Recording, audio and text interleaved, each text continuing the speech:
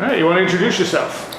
I am Short Sleeve Sampson, midget wrestler. I travel all over the U.S., Canada, Puerto Rico. I've been on WWE, TNA, Hulk Hogan's Micro Championship Wrestling, and showcased in wrestling promotions all around the world. Have you done much in Mexico? At this time in my career, I haven't been in Mexico at this or anything, or actually any place outside of the North America. But you know, you never know what's going to happen from day to day. As you've done these different promotions, which ones have you enjoyed the most? In all honesty, I mean, each one is unique and everything. But the one thing I do like is that WWE, anytime I've worked for them, they have obviously the best platform in the world that you could possibly ask for, as well as the best pay that you could ask for, you know. But then at the same time, I've enjoyed the times I worked with TNA because of the fact that they allow you to have a lot more character development with what you do with your own personal character, where it's more of an outline and then you fill in the blanks. Where working with WWE, it's more detailed. Yes, detailed from A to Z, and you know, you're given the outline to follow and everything. Right, so you know, but again, this business is what you make of it, and to me it is a business, and it's a great opportunity, and I enjoy doing what I do. If you love work, then it's not work. And for me personally, I get to not only just go to work, but I get to live a dream. Any serious injuries? I've actually had several serious injuries. Everything from broken nose, cracked orbital bones, stitches all over. I've actually herniated my L2 and L3 vertebrae, which I had to have surgically fixed. I was actually out of the business for 6 months because of that and everything. But, I mean, the sport that I'm in, it's high risk. And you know, you can't do something high risk and not expect to have any injuries whatsoever. And at the same time, it also tests you because of the fact that it's like, how bad do you want this? You know, you work your butt off and you train and you make sacrifices and you're on the road traveling and you're eating crap food and you're away from your family and so many things. But when you have those injuries, especially when you're on the road, it tests you because the fact that it's like, okay, you know, when the going is good, it's easy to be able to go with the flow and love what you do. But when you have circumstances that arise that kind of put a roadblock in front of you, then now all of a sudden it makes you test your own personal will and your desire for what you do. And I appreciate every injury I have had because of the fact that it's made me stronger. It's made me more determined. It's made me bounce back harder. And at the same time, it's also made me, you know, step up my game, not just in the ring, but outside the ring, not just professionally, but personally. Nice. What are some of the highlights of your career, would you say? What were your favorite moments? Oh, I mean, working with WWE, obviously, you know, definitely a highlight. Working with some of the superstars that I've had a chance to work with likes of Hulk Hogan, John Cena, The Undertaker, you know, working with TNA, being part of their Bound for Glory pay-per-view in a Kevin Nash Open Invitational X Division Battle Royal by being the only midget wrestler amongst 29 other average-sized wrestlers. Being a part of Hulk Hogan's Micro Championship Wrestling, which was on True TV a couple of years back, was a great opportunity because it was a chance for me to be my own character that I've developed while yet working with the biggest icon in this industry today. So those are definitely highlights, as well as being able to, you know, go from independent promotion to independent promotion and everything like that, because the fact that it's a test of the hard work and the business ethics that I have put into this business, and being able to have a promoter who has never met me before contact me, want to, out of a whim, you know, pay for my airline flights and advertise me in hopes that I'm going to show up. And then at the same time, you know, I get on a plane, show up in an airport where I'm hoping that he's going to be there to pick me up. We work together, have a show in hopes that, he's hoping that I'm going to perform at the level that he's advertised me as. And at the end of the day, I'm also hoping that he's going to pay me for what we negotiated. And then when it's all said and done, to get back on a plane. So that's actually really cool because of the fact that it's a test of faith, it's a test of trust and everything, and a complete stranger on both ends. Have you ever faced any issues with other wrestlers because of being smaller? I've definitely faced issues with other wrestlers being smaller. I remember working for a promotion out in Virginia. The promoter was Marvin Ward, and I had been working with him for a couple of years, and he wanted me to work or have a match against his heavyweight champion. And the person that I was going to be wrestling that night actually thought it was degrading that the promoter would have him, the heavyweight champion, wrestle a match with me. And so that was, one situation. In this industry, there's a lot of egos. Mm-hmm. And some people are able to suppress them and be professional about it, and other people allow the egos to control them. So anytime you have a situation like that, it definitely becomes a little bit edgy and a little bit more difficult because of the fact that egos clash really, really hard. I would probably say my biggest issues, or complications, hindrances I've had in this business is a lot of times when I'm working for an independent promoter and it happens to be at a big college or university show. And then all of a sudden, you have these activist groups that seem to step forward and advocate for me because the fact that I'm advertised on the show as being a midget wrestler. And they feel that the promoter is doing such an injustice to me by having me on the show, as well as the fact that, how it's not politically correct, excuse me, to have midget wrestling on a show. And, so all of a sudden they start advocating, but now here's the problem. By them doing that, number one, they haven't asked me about it. I am not being held to do the show at gunpoint. I'm doing this because of the fact that one, it's a job I love. I'm following my dream. Two, this is how I support my family. Three, this is how I pay my mortgage, how I put food on the table. Okay? So the only injustice that they're doing is sitting there trying to put their nose where it doesn't belong. If they really want to advocate for me in a strong way, then they would be advocating to have me on more shows. They'd be advocating to get me higher pay. These would be things that would be very instrumental in helping me do such a justly act and justly deed and everything. So, if that happens to be one of you watching this today, now you have the blueprint as far as how to represent Short Sleeve Sampson. All right. Do you care that the sort of the midget wrestling is taken not as seriously? I mean, have you ever been in serious midget wrestling matches?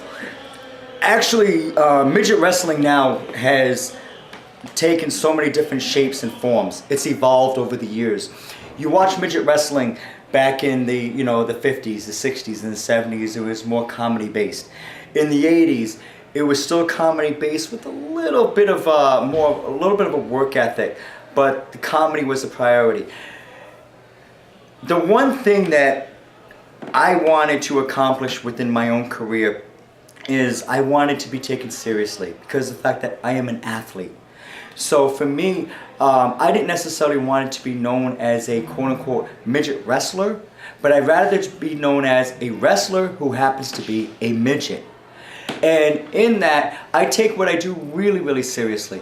Anytime I'm having a match, regardless if my opponent happens to be the same height as me or they're 3 feet taller than me, if they happen to be the same weight class as me or they're double my weight class or anything like that, I will always, put a little bit of comedy and have some fun in the match because of the fact that it's entertaining and there's kids in the crowd that want to see that, But at the same time, I've also been trained in what I do. And, a lot of guys in this business, they have a very one-dimensional match because of the fact that they were hired on because they were gimmick, because they fit the height requirement. They don't know a wrist lock from a wrist watch. And to actually put a match together, have it have psychology, is something that is so foreign to them. Where myself personally, it's like, no, you know what? I'm going to be able to showcase the talents. And at the end of the day, especially if I'm having a match with a guy that's double my height and everything, it's going to be something that the fans are not only going to be into, but they're going to be interested in. They're going to feel like they got their money's worth. We're going to tell a David and Goliath story, and at the end of the day, it's going to make sense because the fact that, we're going to have that psychology in the match and everything. And for me personally, no, I like all types, but when it comes down to it at the end of the day, it's all about business. All right. If you could change anything about the wrestling industry, what would it be? What do you think would make it better? If I could change anything about the wrestling industry, especially with TV, it would be take time with storylines. Return back to feuds, grudge matches. A lot of times a guy is getting a big push, so all of a sudden they put a title strap on him. Title belts don't mean anything anymore. I'm sorry. If you need a belt to get your character over, there's something wrong with your work ethic, in all honesty. So it's like, let's return back to that. Let's go back to the old school days when guys would sit there and feud for 6 months, a year, and then all of a sudden it would all culminate for a big huge pay-per-view where fans were into it. They were at their edge of their seats and everything. That's something that the business is definitely lacking. Everything is rush. Put somebody together for 3 weeks, put them on pay-per-view for the 4th week, and then all of a sudden, they have a subpar match. Then next thing you know, on Monday night, they're in completely different directions. The storyline just fell apart, and now all of a sudden 2 brand new storylines are happening, and everybody's sitting there scratching their heads, scratching their butt, saying, "What just happened to last week?" That would be number 1. Number 2, in doing that, to see title belts mean something again. Instead of belts flip-flopping week after week, night after night, let somebody hold a title belt. Give it some credibility. When Hulk Hogan was champion, when Ric Flair was champion, it meant something because the fact that they beat the Giants, they beat the Bundys, they beat everybody. Then all of a sudden, after, a year, 2 years, 3 years down the road, when they happen to lose their strap, it meant something. People were talking about it. They were shocked. They were either excited if it was the hero or they were outraged if it was their villain. The third thing that I would love to see change in the business is return back to gimmicks. Everybody looks the same. They're 6 foot something, 235 pounds, cut, chiseled, tattooed, tanned, with trunks. Nobody's a gimmick anymore. The superstars that we remember the most, especially growing up as a fan of this business, are the gimmicks. We remember the Bundys, the Studs, the Junkyard Dogs, the Ric Flairs, the Giants, And it doesn't have to be a ridiculous gimmick. No, it doesn't. It doesn't have to be a ridiculous gimmick. But at the same time, if you got the gimmick over, heck, Hulk Hogan, one of the biggest icons of this business, all he had to do was rip his shirt, drop a leg, and flex and pose. That's all he had to do. You got the Bushwhackers. Again, all they had to do was bounce their arms back and forth and go, Ugh. You got Hacksaw Jim Duggan. All he had to do was carry a 2x4 with an American flag and go, ho. Heck, have you ever seen another guy that would sit there and get cheered and rooted for by calling everybody in the stands a ho? And if you combine that with the exceptional wrestling talent you have today. Exactly. The one thing with wrestling, in all honesty, to me personally, it's comparing it to a circus. where you need to have a little bit of everything. You need to have the tightrope walkers, you need to have the lion tamers, you need to have the ringmaster, you know what I mean? So if everybody has a role and a part, it makes a complete package. If you only have one or two of those pieces, you're not going to get everybody. You're only going to get those fans. You're only going to reach those people. How many more people can you reach if you had the entire package? Nice, nice. All right. What do you think the most misunderstood thing about the wrestling business is to people watching? I'd probably say that the most probably misunderstood thing from a fan perspective within this business is it being labeled as wrestling is fake. Let me tell you, there's nothing fake about falling on your back. There's nothing fake about, sitting there and taking a lot of these moves. We're professional stuntmen, in all honesty. Now, really what it comes down to is that a wrestling ring itself is a complete steel frame. On top of that frame is wood.